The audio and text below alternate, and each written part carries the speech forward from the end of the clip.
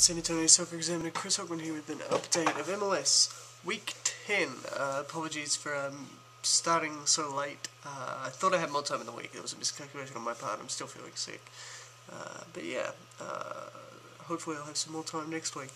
Let's get things started with Philadelphia versus Chicago, and of course Philadelphia's Cougar was injured early, so Nakazawa had to come in, and that perhaps gave Chicago the upper hand. They were the better team early on, definitely, and perhaps the injury hurt Philadelphia. They play physically, and that allowed Chicago some opportunities, and it was really an end-to-end game with both teams looking to release their strikers early, and Philadelphia were able to come more into the match as time went on. They created well, but they just couldn't finish early. They had the better of the first half. In Chicago, they were looking to play like Dallas did. Last week, they tried to keep Philadelphia guessing. And it was, but yeah, like I said, it was a tough physical game. Both sides like to play that physical sort of style. As the scores stayed level, that only increased. But it was a smart move, the free kick for Philadelphia. Sent it to the edge of the box with Farfan opening the scoring, and yeah, maybe it should have been better work from Conway, who was sort of sold out there. So he had a bad week the week before, and he didn't do so great this time. Maybe he should have done better this time as well. But then, of course, Chicago responded really well, with Dominic Aduro again being crucial for the high. Nice work from the near post for him to equalise.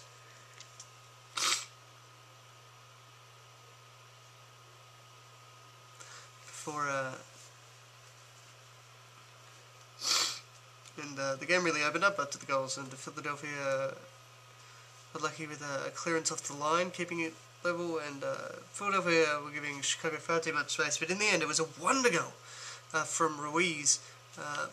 Philadelphia really got back into the match and then scored. Ruiz a great strike for the edge of the area, and that was a worthy winner of any match. Philadelphia 2, Chicago 1. So, a big group of Crocketeers went down to Houston for their game against New York. Regrettably, I wasn't able to make it there. I was busy with work, but I'm sure they had a great time and represented San Antonio well. So, well done, guys. Good trip. But what a start from New York. Interchange from defence to attack beautifully, and a brilliant goal from Richards after a nice pass from Rogers. I guess they weren't missing Henry at all.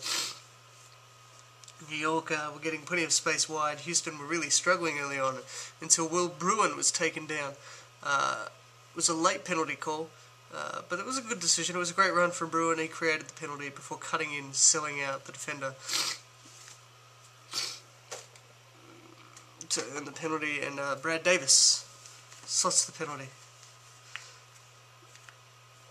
And the goal looked to have woken up the Houston Dynamo, who started to control the match better. The defence was still shaky, and Dynamo were able to come more and more into the game, into the match toward half-time.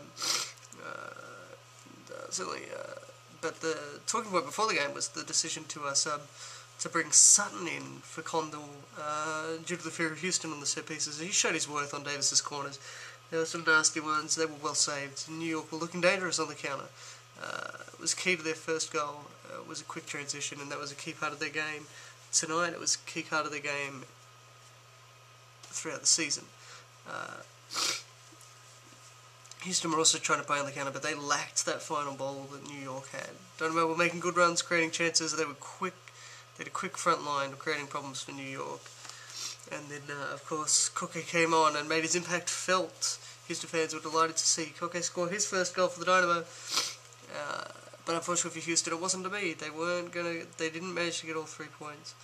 As nice work from a corner allowed New York to steal a point and save what would have really asked some questions. Houston, having not seasoned, they're losing to teams that they should beat, and they are managing points against teams that I guess people would favour them to lose to.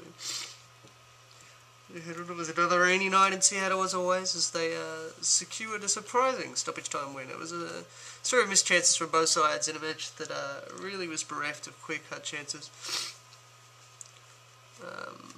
They just didn't manage a single shot on target in the first half, but it was all about heroic defence for Kansas City, keeping The scores 11. They held out well until stoppage time, and it was an extremely unlikely source for the winner for the Sounders, with Park scoring his first in 7 years, heading home a corner for the winner. A draw may have been a fair result for this one, but credit for Seattle for getting the job done, stealing a vital 3 points.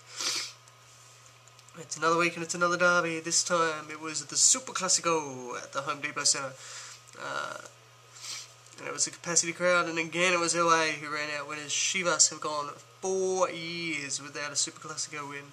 David Beckham returned and again was providing a crucial assist. It was his 6th assist of the season. That puts him level, I believe, with Brad Davis. It was a set piece that saw Beckham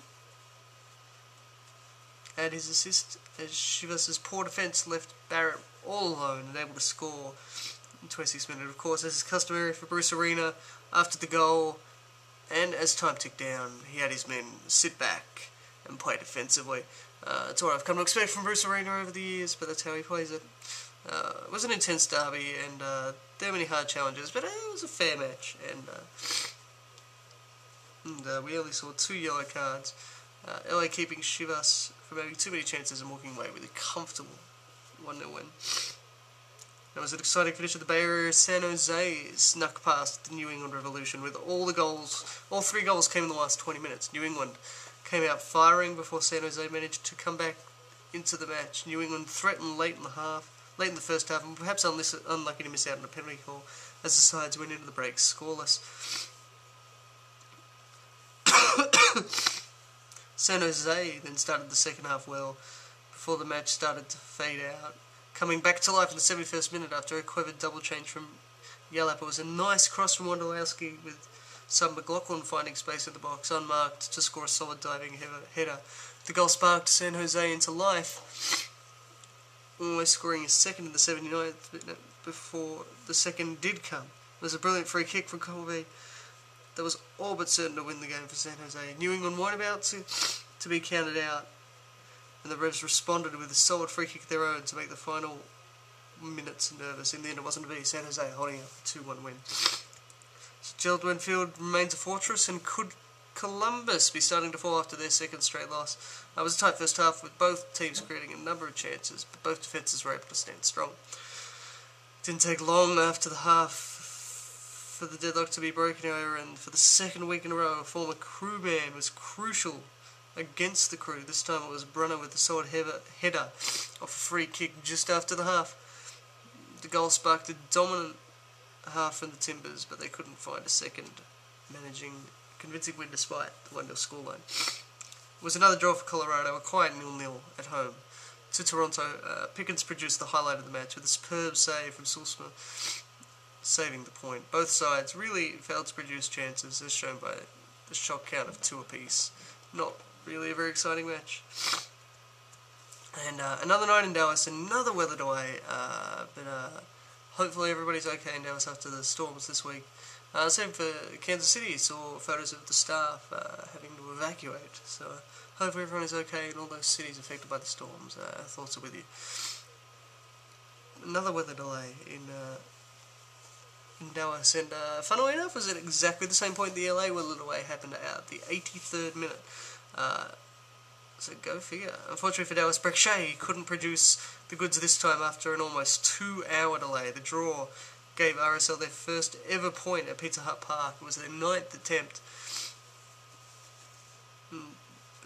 RSL thought they took the lead after 21st minutes, only to be denied by an offside flag. Saborio managed a good header after Johnson's cross, but he was flagged offside, denying the goal. FC Dallas looked to take RSL on the counter-attack, but it wasn't to be. Neither side able to break through. Dallas bringing their streak to 399 minutes without conceding a goal. So, another solid week in MLS.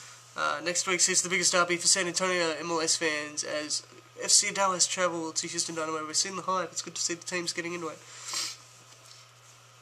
That will take place just hours after the Champions League final. So once again, thank you for tuning in, and don't forget to visit examiner.com, the internet source for the local. Thank you.